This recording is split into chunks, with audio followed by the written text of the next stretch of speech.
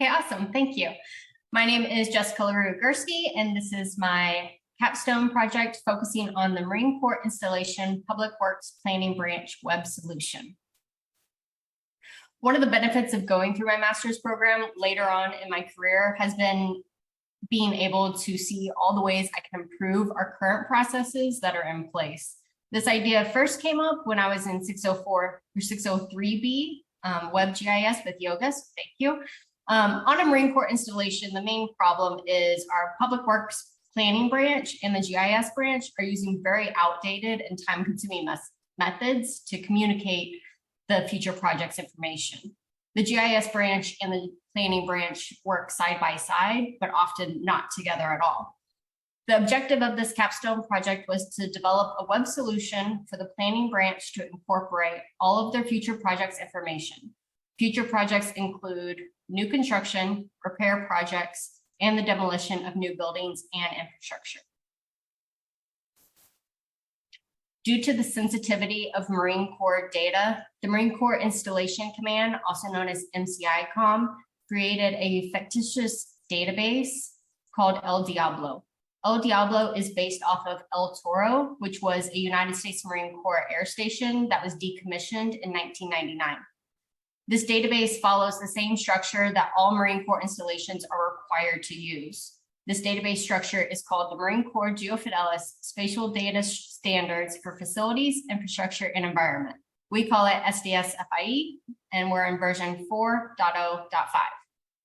The full database has over 35 data sets and almost 950 feature classes.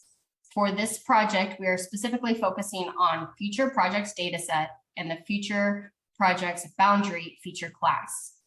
There are other features that were used to help show the full picture, such as the installation boundary, roadways, buildings, and also the cantonment area, which breaks up the installation into smaller parts. When you dive down into the future projects boundary feature class, in there's 40 attributes, and 21 of those need to be populated. 7 of those are required by MCICOM, and then 14 are needed to populate the map or just significant information for a project. So this is a little bit difficult to see, but this is the current workflow, which is why this project came about. This is typically done every 6 months, but depending on staffing shortages or other requirements, it could be skipped altogether. The planning branch will get any new project, which again can include construction, repair, or demolition, or a combination of all of these, print out a map, circle it with a marker or a highlighter, and put it on a GIS analyst desk. From there, they will update a spreadsheet and then send it off to program management to be checked. From there, program management sends it to the GIS branch, who then has to incorporate all of the geometries, all of the information from the spreadsheet, do another check, make sure everything is ran properly, outputs an MXD, a PDF, and then uploads it to SharePoint. So as you can see, this is a very cumbersome workflow. With the Web Future Project solution, once a project is created, the planner would be able to, and knows the geometry, the planner would be able to create the geometry, add in all the information on a form, program management could check it, and it would automatically be in the dashboard. All the GIS branch would need to do is just verify that the geometries and the attributes are all correct. In order to get this web solution to work, there were many steps that had to be taken. One of the first things was creating a group for any of the staff that would need editing ability, posting the feature layer, creating web maps, customizing forms, creating and testing the field maps, and building the dashboard. We'll get into each of these in a little more detail. Whenever you have a hosted feature layer, it is important to make sure all of your settings are correct when you enable editing. Whenever you come to the part where edit these features for a certain group, everybody who you want to edit needs to be in that group. Here it is the El Diablo PW for Public Works staff. So anyone in that group has the ability to edit, and what type of editing is allowed is they can add, delete, or update both the attributes and the geometries.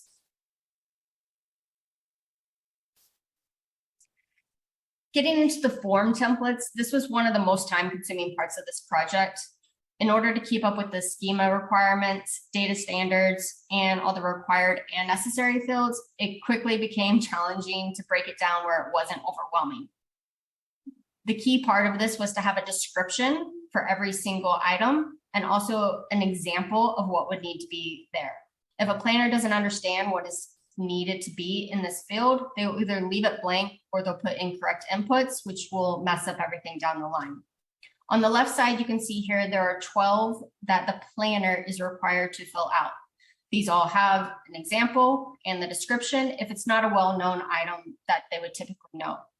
On the right side has all of the pre-filled.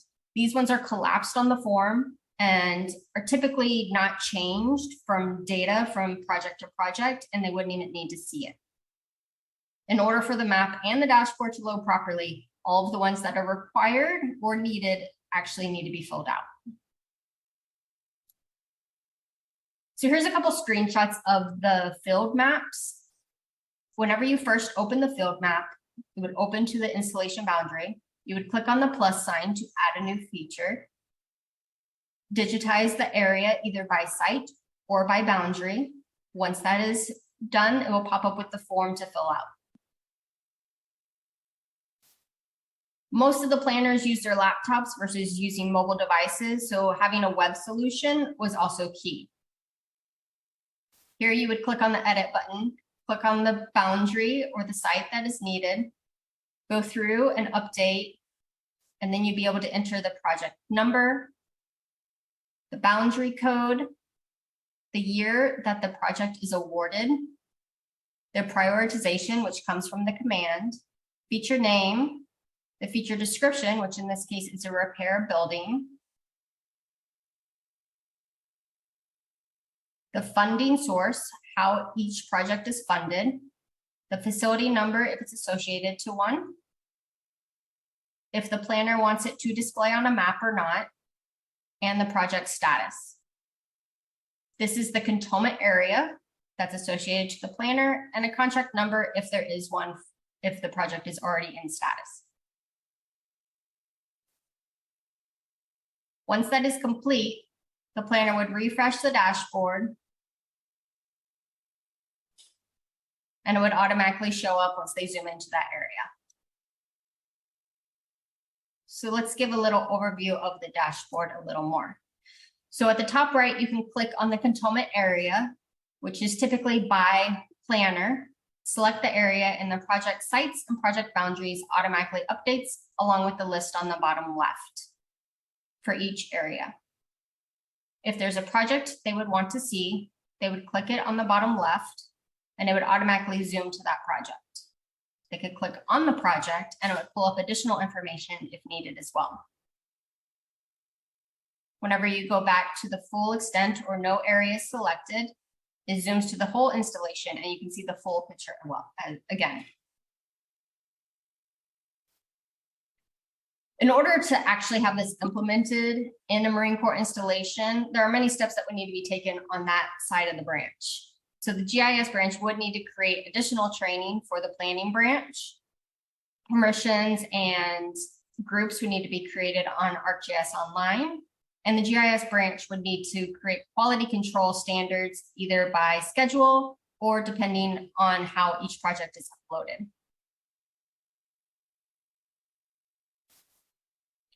One of the future additions I'd really like to see added to this project would be the incorporation of using story maps instead of PowerPoint presentations that are often sent out by email or shown in a conference room once and then quickly outdated. One of the benefits of having a story map would be being able to update it more frequently, going to one link, and then also having construction schedules and any changes that may happen for the project. The story map here shows an example of what this could look like for construction BEQ. BEQ is a bachelor enlisted quarters. It has the cost of the project, the map incorporated, pictures of any status that's happening, and the construction schedule, along with contact information at the very bottom. So in conclusion, this project was focusing on the Marine Corps Installation Public Works Planning Branch web solution was a success. The functionality and the outcome of reducing time could greatly benefit labor hours. The staff gets the full picture of all the projects across the installation instead of just a narrow view of their own section or cantonment area, or they can also see that and narrow it down to a specific project. When moving forward, there would need to be the topological and geometry checks that still need to be performed because of the MCI-COM requirement to the GIS branches. There would also need to be developments in the forms once more feedback is provided. We could improve the way the applications are being used by using Experience Builder and possibly the use of additional widgets. We already know that this current process in the way that it's being done now takes 240 man hours to complete just on the GIS side. So monitoring both the planning branch and the GIS branch hours on this process would show the full return of investment in this project. And that is all I have. So thank you very much. I will open it up for questions. Not a question, but I would just say I appreciate it because I have a very similar